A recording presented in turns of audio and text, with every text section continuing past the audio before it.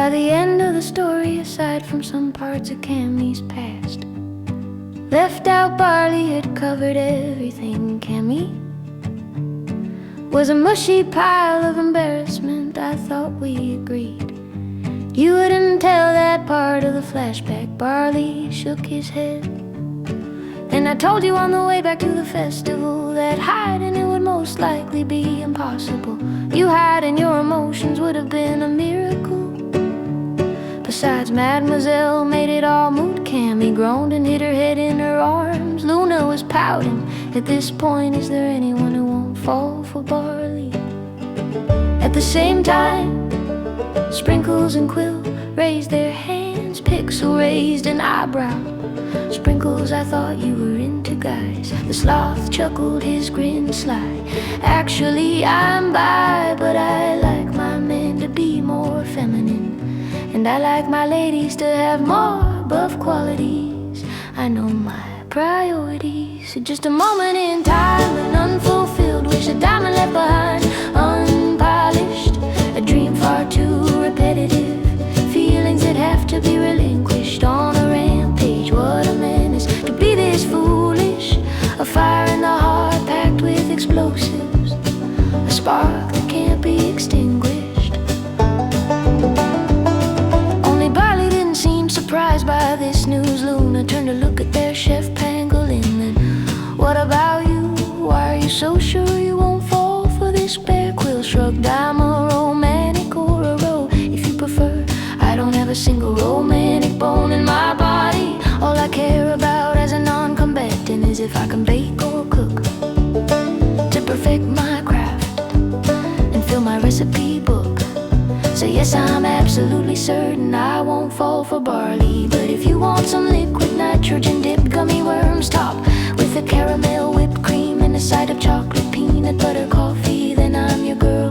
They collectively turned to stare at Pixel.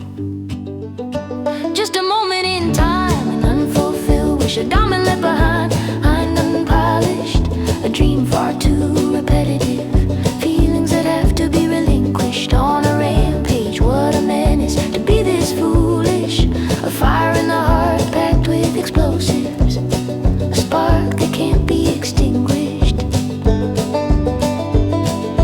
What about you? Sprinkles asked. You're awfully quiet.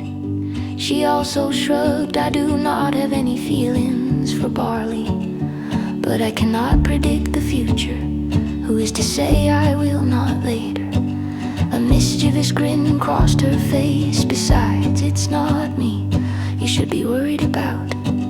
I wasn't the quietest one here, isn't that right? Yuki had felt upset the entire time Barley recounted the story, unsure why, until Barley mentioned he wasn't sure about her feelings. Then it suddenly hit her like a ton of bricks. The entire time they were talking, she stayed quiet.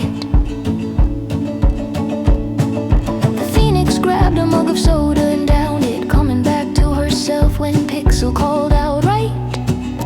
Why should she worry about what others thought? She had long grown tough against the awful things the kids had said when she was growing up in the orphanage. When all eyes were on her, her eyes turned only to Barley. She got out of her chair, walked right up to the bear. Me too, I want you to be sure about my feelings as well, and don't you ever forget it, or I'll bite you. Yuki wrapped her wings around Barley, pulled him down slightly, and on her tiptoes kissed Barley on the lips. A dream changing from the repetitive, feelings that no longer have to be relinquished. A rampage soothed, what a menace, throwing caution to the wind and giving into the foolishness. A fire in the heart with lit explosives, a burst that can't be extinguished. Frozen in time, a fulfilled wish, a single moment to get true love's first kiss.